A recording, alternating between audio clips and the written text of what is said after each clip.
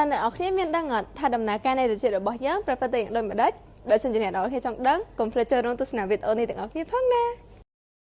ជំរាបសួរអ្នកទាំងអស់គ្នាពួកយើងមកពីថ្នាក់ទី 12A ដែលមាននាងខ្ញុំផាគីមលៀងនាងខ្ញុំលីមហ្គីយ៉ុងនាងខ្ញុំរុសុជាតាខ្ញុំបាទហួរសុកម៉េង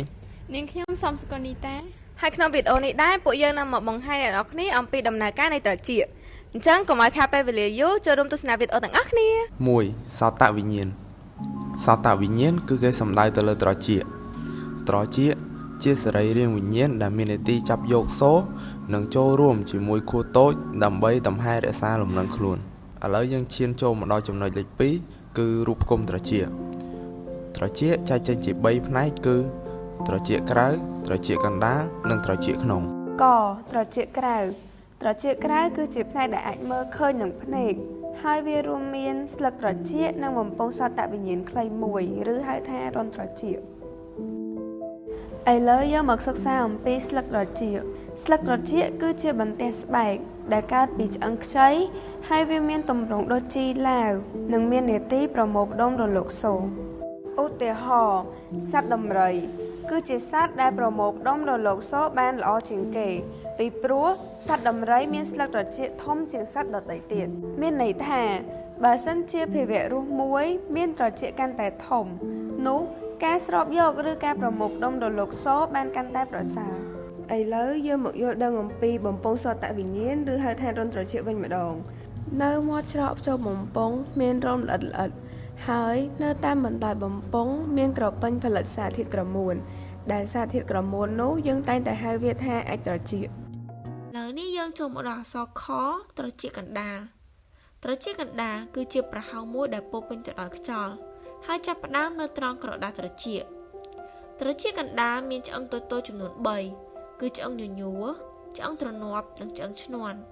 ដែលបន្តជាប់គ្នាបង្កើតបានជាស្ពានឆ្លងកាត់ត្រចៀកកណ្ដាលហើយភ្ជាប់ភ្នាក្រដាសត្រចៀកនិងភ្នាមួយផ្សេងទៀតគឺបង្អួចរាងពងក្រពើត្រចៀកកណ្ដាលភ្ជាប់ទៅនឹងបំពង់កដោយសារប្រម៉ោយអឺស្ត្រាសមាននីតិធ្វើឲ្យសម្ពាធក្នុងត្រចៀកកណ្ដាលស្មើនឹងសម្ពាធខាងក្រៅសារពាង្គកាយ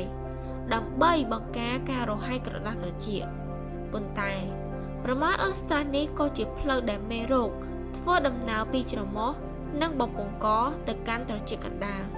ហើយអាចបណ្ដាលឲ្យមានជំងឺឆ្លងផងដែរកត្រចៀកក្នុងរួមមានបំពង់រាងគូតខ្យងនិងបំពង់ពាក់កណ្ដាលរង្វង់បំពង់រាងគូតខ្យងជាសរីរាង្គល្បឺដែលពេញដោយសារធាតុរាវនៅលើភ្នាខាងក្នុងនៃបំពង់មានស្រទាប់កោសិកាធ្មូលដែលរស់នឹងលំញ័រហើយមានរោមល្អិតរីឯបំពង់ពាក់កណ្ដាលរង្វង់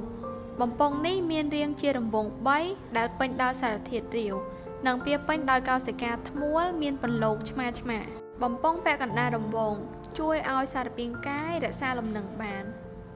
នោះត្រចៀកក្រៅនិងត្រចៀកកណ្ដាលពាក់ព័ន្ធត្រឹមតែល្បឺប៉ុណ្ណោះរីឯត្រចៀកក្នុងពាក់ព័ន្ធនឹងដំហែរក្សាលំនឹងទី3ល្បឺនាងខ្ញុំនឹងពន្យល់អំពីដំណើរការនៃការបកស្រាយរលកសូរឲ្យទៅជាសំឡេងនីមួយបានបណ្ដាលឲ្យខ្យល់ដែលនៅជុំវិញប្រភពសំឡេងនោះញ័របង្កើតបានជារលកសូរហើយប្រមូលផ្ដុំនៅក្នុងត្រចៀកក្រៅរួចបញ្ជូនទៅក្រដាសត្រចៀកតាមរយៈបំពង់សោតវិញ្ញាណដែលធ្វើឲ្យក្រដាសត្រចៀកញ័របន្តមកទៀតលំញ័រនេះត្រូវបានដឹកនាំឆ្លងកាត់ត្រចៀកកណ្ដាលតាមឆ្អឹងតូចទាំង3បន្តតាមបំពង់រាងពងក្រពើរួចបញ្ជូនទៅត្រចៀកក្នុងដែលធ្វើឲ្យសារធាតុរាវក្នុងបំពង់រាងគូតខ្យងនិងរោមល្អិតនៃកោសិកាធ្មូលឡើងញ័រដែរជាចុងក្រោយកោសិកាធ្មូលបានបដូរលំញ័រនេះទៅជាអាំងភ្លុចប្រសាទហើយដឹកនាំតាមសរសៃប្រសាទសោតវិញ្ញាណទៅកាន់សម្បកខួរក្បាលដែលនៅទីនោះអាំងភ្លុចប្រសាទត្រូវបានបកស្រាយឲ្យទៅជាសំឡេងអញ្ចឹងយើងឈានមកដល់ចំណុចចុងក្រោយដែលជាចំណុចទី4គឺដំហែរក្សាលំនឹងជានាទីរបស់ត្រចៀកក្នុងនិងខួរតូចនៅក្នុងត្រចៀកក្នុងមានបំពង់ពាក់កណ្ដាលរង្វង់ចំនួន3ដែលពោពេញទៅដោយសារធាតុរាវខាប់និងមានស្រទាប់កោសិការោមញ័រនៅពេលយើងបង្វិលខ្លួនឬគ្រវីក្បាលសារធាតុរាវនិងរោមញ័រធ្វើចលនាបង្កើតបានជាអាំងភ្លុចប្រសាទហើយត្រូវបានដឹកនាំទៅតាមសរសៃប្រសាទសោតវិញ្ញាណទៅកាន់ខួរតូច ជាចុងក្រោយខួរតូចបកស្រាយតាមទិសដៅចលនាហើយបញ្ជូនអាំងផ្លូវទៅកាន់ខួរធំបន្ទាប់មកខួរធំបញ្ជូនអាំងផ្លូវទៅតាមនរោនចលករផ្ញើសាច់ដុំផ្នែកក្បាលនិងកឲ្យរក្សាទីតាំងរបស់ក្បាល ឥឡូវការបកស្រាយរបស់យើងមកជាទីបញ្ចប់ហើយកុំភ្លេចចុច like share នៅវីដេអូរបស់ពួកយើងផងណាបាយបាយ